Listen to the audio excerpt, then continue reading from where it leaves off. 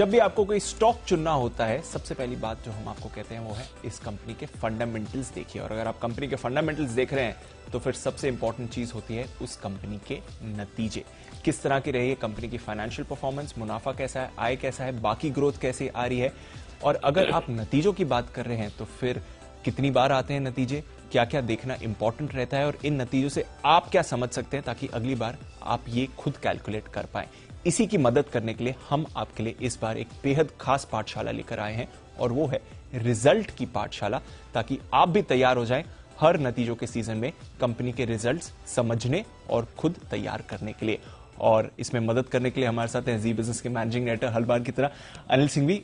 बहुत बहुत शुक्रिया सर। एक खास पाठशाला इस बार हमने तैयार करी है हमारे व्यूअर्स के लिए। बिल्कुल, और हमारी पूरी टीम ने मेहनत की और ये इसलिए किया गया है कि हर बार रिजल्ट सीजन में ढेर सारे रिजल्ट एक साथ आते हैं। लोगों को लगता है क्या देखें क्या नहीं देखें, कौन सा रिजल्ट अच्छा है कौन सा खराब। तो हमने सोचा कि क्यों न हमारे दर्शकों को ही समझदार बना दिया जाए, ताकि अगली बार उनको दूसरों के विश्लेषण की जरूरत न पड़े। नतीजों को देखकर आप खुद अंदाजा लगा लें कि आपके लिहाज से नतीजे अच्छे या खराब। फिर उसके बाद तो ठीक है, एक्सपर्ट की एडवाइस आती वो एक अलग बात है, लेकिन बेसिक अंडरस्टैंडिंग जो नतीजों की होनी चाहिए वो आज हम कोशिश करेंगे हमारे दर्शकों को बता पाए। करें तैयारी? बिल्कुल तैयार है। चलिए, तो सबसे बेसिक सवाल पहले मैं पूछता हूं कि ये नतीजे कब कब आते हैं और अगर हमें देखने हैं या किसी व्यूअर को देखने हैं तो कहां देख सकते हैं नतीजे? देखिए, नतीजे हर तिमाही के अंत में आते हैं और तिमाही से मतलब है कि अप्रैल से जून की तिमाही, जिसे फाइनेंशियल ईयर के हिसाब से पहली तिमाही माना जाता है, जुलाई से सितंबर दूसरी हो गई, तो ऐसे चारों तिमाहियों के नतीजे आते हैं। ठीक है, और हर तिमाही के आते हैं और तिमाही खत्म होने के बाद आते हैं। नियम क्या है, तिमाही खत्म होने के 45 दिनों के भीतर भीतर आपको रिजल्ट्स देने होंगे। ओके, तो जैसे कि जून की तिमाही खत्म हुई तो 45 दिन का मतलब ब्रॉडली आपका 15 अगस्त तक हो जाएगा। जुलाई पूरा महीना और 15 यानी 1.5 महीने बाद तक आपको रिजल्ट देना है। ठीक है। सितंबर के नतीजे हैं तो अक्टूबर पूरा मिलेगा, 15 नवंबर तक रिजल्ट आएंगे। समझ गया। लेकिन इसमें एक एक्सेप्शन है और वो है साल के अंत वाली तिमाही का, जो कि आपकी मार्च की होती है। अगर किसी कंपनी ने और फाइनेंशियल ईयर लिया है तो वो एक अलग बात है। अदरवाइज जो आपकी चौथी तिमाही है, मार्च वाली तिमाही, उसमें आपको 1.5 महीने के बजाय 2 महीने का समय मिलता है। अच्छा, इसे महीने से ना गिने, दिन से गिने 60 दिन का समय मिलता है। तो 60 दिन के समय के हिसाब से आपको मार्च के रिजल्ट्स देने, बाकी सारे के सारे रिजल्ट्स आपको पूरा फाइनेंशियल ईयर का भी नंबर आ जाता है। पूरे फाइनेंशियल ईयर के जोड़ के भी देखते हैं, उसमें साल दर साल भी फिर हम देखते हैं क्या हुआ क्या नहीं हुआ। सो इसलिए वहां एक 15 दिन एक्स्ट्रा मिल जाते हैं। अब रिजल्ट्स कहाँ देखने हैं? रिजल्ट देखने का तो उससे पहले आपने जो कहा कि नतीजे कब आते हैं? बोर्ड मीटिंग होती है, बोर्ड मीटिंग में नतीजे अप्रूव किए जाते हैं जी। नियम यह है कि बोर्ड मीटिंग जैसे ही खत्म हुई उसके आधे घंटे के भीतर वो नतीजे आपको भेज देने हैं एक्सचेंजेस को। अच्छा, तो आधे घंटे के भीतर भीतर नतीजे जारी करना जरूरी है। ऐसा नहीं कि बोर्ड मीटिंग खत्म कर दी और उसके बाद आप आराम से बैठे हैं, नतीजे बाद में देते रहेंगे। तो ये एक बड़ा बदलाव है कि भाई आपको आधे घंटे के भीतर भीतर नतीजे जारी करने ही पड़ेंगे। ओके, समझ गया। तो आधे घंटे के अंदर नतीजे जारी करने और एक्सचेंज पर हमें ये सारे नतीजे मिल जाएंगे। अच्छा सर, कहां देख सकते हैं हम इन नतीजों को? एक्सचेंज पर? एक्सचेंज तो है ही है। हाँ। देखिए, हर कंपनी की जिम्मेदारी है कि सबसे पहले नतीजे एक्सचेंज को दे। कंपनी 2-3 तरीके से नतीजे देती है। तो पहला तरीका तो ये कि जो लीगली जरूरी है, जो नियम है, ये आपको नतीजे एक्सचेंज को देने। एक्सचेंज अपनी वेबसाइट पर डालते हैं। आमतौर पर एक्सचेंज में जाते ही रिजल्ट तुरंत आ जाते हैं। हाँ। उन्हें अपलोड करना होता है। रिजल्ट सीजन में एक्सचेंज एकदम एक्टिव रहते हैं, उनको पता है कि धड़ाधड़ रिजल्ट आएंगे, फटाफट अपलोड हो जाते हैं एक्सचेंज पे। तो एक तो सबसे पहले एक्सचेंज पे देख सकते हैं। लेकिन नतीजे देने का और भी तरीका है कंपनी का। एक, कंपनी अपने प्रेस रिलीज देती है कि भाई प्रेस रिलीज दे दिया तो उस प्रेस रिलीज के जरिए सब जगह नतीजे आ गए।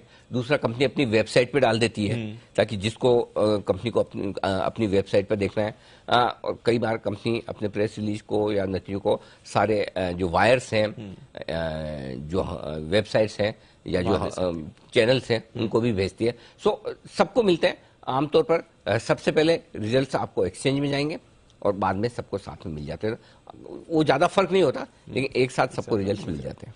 अच्छा, क्या क्या जानकारी मिलती है, क्या क्या होता है इन नतीजों में? रिजल्ट आता क्या है? बेसिकली रिजल्ट ये है कि साल के अंत में तो आप बैलेंस शीट बना रहे हैं और वो रिजल्ट दे रहे हैं, लेकिन हर तिमाही में जब आप नतीजे देते हैं तो बेसिकली आपको प्रॉफिट एंड लॉस से ज्यादा काम पड़ता है। तो उस समय नतीजों में आपको क्या क्या देखने को मिलता है?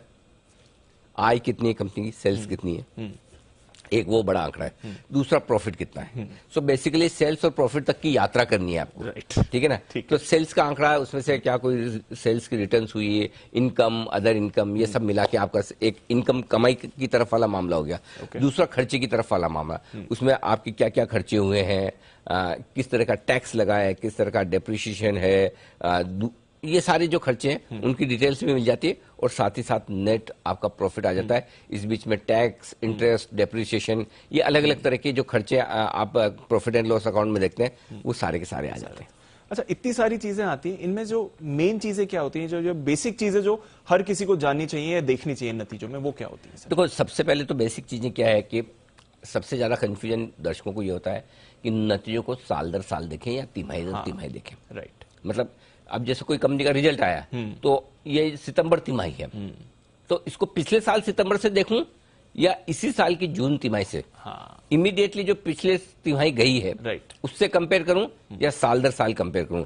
सो पहली चीज तो आपको ये डिसाइड करना है कि आपको नतीजों को YOY, ईयर ऑन ईयर, साल दर साल देखना है, या QOQ, तिमाही दर तिमाही, क्वार्टर ऑन क्वार्टर। तो ब्रैकेट में जो लिखा था वो ये, हाँ, वो हम आगे आपको बताएंगे, लेकिन ये दो तरीके पहले समझ लीजिए। आमतौर पर दो तरह के कारोबार हैं।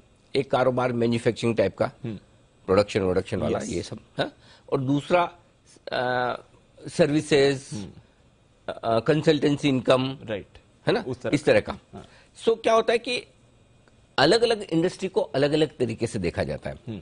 सो ज्यादातर नतीजे, आमतौर पर एक थंब रूल ये है कि आपको साल दर साल देखना है। अच्छा। अब कुछ कुछ कंपनियां ऐसी जिनको आपको साल दर साल नहीं देखकर तिमाही दर तिमाही देखना है, जिसमें जैसे सबसे पहले आईटी कंपनियां, आईटी कंपनियों को आप तिमाही दर तिमाही ही देखेंगे।